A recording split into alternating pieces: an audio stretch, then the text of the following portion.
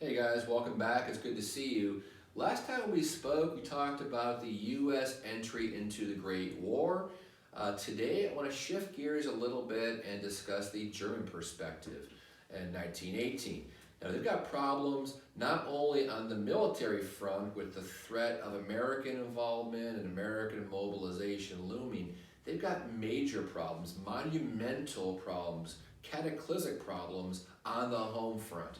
One being lack of food, so people are, killing police horses, for example, and eating rodents. So lack of food on the home front in Germany.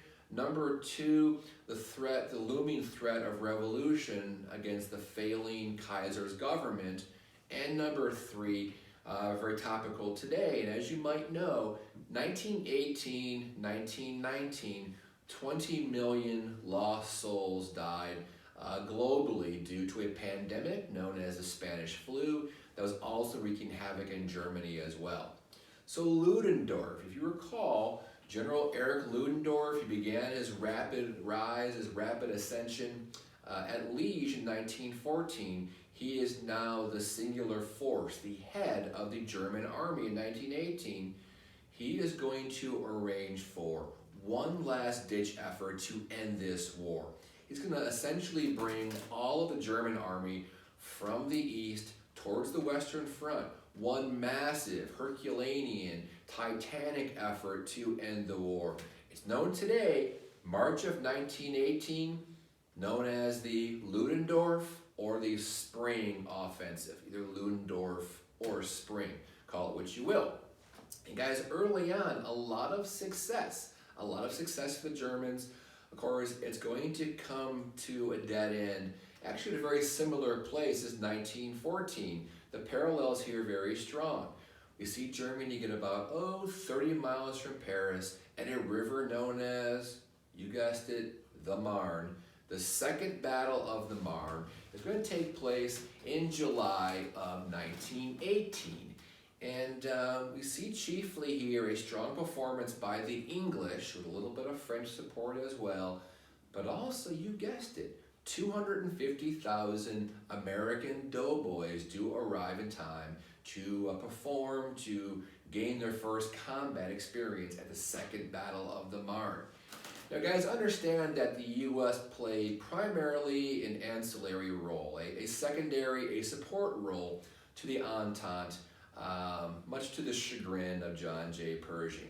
Pershing had asked for, he had petitioned, give us a chance, we have unique fighting spirit, give us a chance, but mostly a backup role for the Americans at the Marne. I want to mention right now that first of all, the Marne is a victory for the Entente. They do push Germany back to the east, and Paris is now saved again. I want to mention a little bit about the chain of command for the Entente in 1918. You had a lot of massive egos in the room. Pershing, a tremendous ego, of course. Douglas Haig, a major ego as well. However, both men and all the Entente agreed to defer to the command of the Frenchman Ferdinand Foch. So Ferdinand Foch, F-O-C-H, is now the chief leader, the singular force of the whole Entente army. He is the high command. They thought it'd be smart to have one person that all armies look to try to avoid brewing animosity and conflict. So in 1918, Ferdinand Foch becomes that man to lead the Entente. So I want to fast forward here a little bit. The U.S. are going to get their chance during a campaign called the Argonne Forest. So July, August into September, 7 weeks of conflict in the Argonne Forest. This is where the U.S. plays a major role for the Entente. It is the final campaign of World War I, and the U.S. does play a starring role. Again, Pershing said, we're great fighters, give us a chance, and the U.S. does a very admirable job during the final battle or expedition or campaign of the war, the Battle of the Argonne Forest. Now, as we said last time, Churchill did admire the fighting spirit, the courage of the Americans, but his concerns were echoed by an eyewitness who watched the U.S. fight during the Argonne Forest campaign. Basically, guys, they didn't take sufficient enough care to avoid getting killed. The Americans are going to sustain major casualties during the Argonne Forest campaign. Don't get me wrong, it's a big victory. They pushed the Germans back to their deepest, most furthest eastern trenches called the Hindenburg Line, but in the process, the Americans are going to lose 110,000 men, 110,000 casualties for the U.S. during this campaign. So again, they didn't take sufficient care to avoid death and major injury during this campaign, but still a huge win during World War I with U.S. support at the Argonne Forest. So guys, at this point in time, pretty much Germany is on the brink. Okay, so August into September, they're on the brink. Okay, the Triple Alliance is on the brink. I should mention right now that during September into October, Bulgaria, Austria-Hungary, and the Ottomans are all going to surrender to the Entente. So Germany has lost all three of her allies, Bulgaria, Austria-Hungary, okay? And again, the Ottomans all are out of the war during this time period. So why not Germany? Germany actually contacted the English, the French, and the Americans and tried to surrender, but Woodrow Wilson, namely, refused to negotiate with the Germans. According to Wilson, he would not negotiate with an illegitimate government, a rogue government run by the Kaiser, like Germany. So this war goes on longer than it had to, in some ways because of the idealism, called the sanctimoniousness of Woodrow Wilson. It goes on all the way into early November. Finally, upon the threat of revolution, the Kaiser steps down in early November, and we're going to see the rise of a new government. The Kaiser steps down, he goes into self-imposed exile, and we're going to see the rise of a new government called the Weimar Republic. So early November, we see the rise of a new government, WEIMAR, the Weimar Republic, and now they can negotiate peace and end this war with the Entente. And let's do that. It's been a long war. Let's end it right now. And guys, by the way, military types, they love symbolism. They love this kind of stuff. So keep that in mind. So here we go. November 11th, 1918. So 11/11/18. What time of day? You guessed it, 11 a.m. 11/11/18 at 11 a.m. in the morning, Ferdinand Foch is going to accept German surrender in a train car outside of the city of Paris. The train car 2419D. 2419D. I mentioned that today because it has major significance again in World War II. A guy named Adolf Hitler was also a student of history. Never forgot that train car, 2419D, and it plays a role during World War II as well. So guys, war is hell. War is now over as of November 11th, 1918. Foch is going to accept the surrender from the German High Command, and the war is over. It's now time to talk peace. Not before a major celebration in London, in New York, in Paris. The war is over, the world celebrates. We need to now talk about peace a little bit. Largely, peace will be shaped, will be crafted by four individuals known as the Big Four. The Big Four, okay? So they're going to arrange for January of 1919. I'll say it again, January 1919. At Versailles, they're going to prepare for the Paris Peace Conference. The Paris Peace Conference at the Versailles Palace, the PPC, is going to begin the plan, the creation of post-war harmony and peace following the Great War. The big four are going to lead the whole operation, the whole discussion, the negotiations. So understand 32 nations are invited to Versailles for the PPC. 32 nations invited to Versailles or Paris for the Paris Peace Conference or PPC. Keep in mind who is not invited.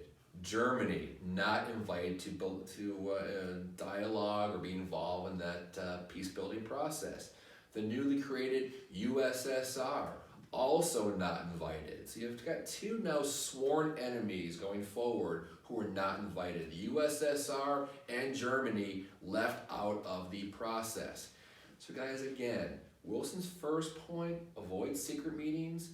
Over 30 nations are involved, but really 4 leaders of 4 nations make all the crucial decisions.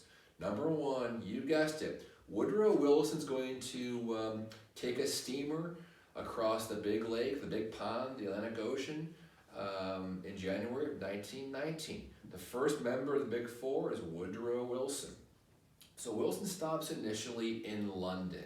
He's going to spend a few days with King George V of England. Did they get along well? Woodrow Wilson, cold, cerebral, a little bit sanctimonious, idealistic. George V of England loved a good drink, loved telling dirty jokes, bombastic, loud. He could not stand Wilson. They were like oil and water, did not go very well with George V and Wilson. Wilson's going to leave then for a few days and head to Paris and Versailles for the PPC. He did receive a better welcome once in Paris. Viva la Wilson. They're happy to see Woodrow Wilson, the American president, in 1919 in Paris. What's he going to base his vision for post-war peace on? You guessed it, the 14 points. It's all about the 14 points. Idealism, humanity, peace, purity, intellectual discourse to avoid warfare. He bases all of his platform, all of his goals on the 14 points. Let's meet the other members of the Big Four. The second leader of the Big Four, a man named Clemenceau. Clemenceau, the French premier, Clemenceau, Clemenceau. Clemenceau is named the president of the Paris Peace Conference, mostly because, one, he was the host, as the prime minister or premier of France. He was hosting the event. Secondly, he was bilingual. He spoke both English and American, did Clemenceau. Understand that when you see the images on Schoology, he's the one that resembles the Lorax. Got a big bushy mustache, the Lorax or Clemenceau. He has one singular goal, guys. He's going to clash mightily with Woodrow Wilson. The singular goal of Clemenceau, he wants to completely obliterate. He wants to neuter. He wants to destroy the German military machine so it never rises again. He wants to avenge the loss of French property and lives and buildings and military apparatus. He wants revenge on Germany, and he wants them to never rise again. He's going to clash with Wilson quite a bit. Thirdly, the third member of the Big Three, his name is Lloyd George, English Prime Minister Lloyd George of England. He was a liberal before the war, okay? Lloyd George, member of the Liberal Party before the war, more liberal in almost every way. Funny quote, funny quip from Lloyd George that we usually associate with him. They asked him, Prime Minister George, what are your thoughts on how it's going here at Versailles? He says, well, I'm doing my best, but it's not easy when you're seated between Jesus Christ and Napoleon. Napoleon being Clemenceau, and Jesus, the morally driven Woodrow Wilson. So Lloyd George has some of the same concerns as Clemenceau. He wants to maybe destroy Germany, but not embitter them so much where they rise again through hatred and the need for revenge against the rest of the world. So wink, wink. We can see here that maybe George had a little bit of a prophecy there.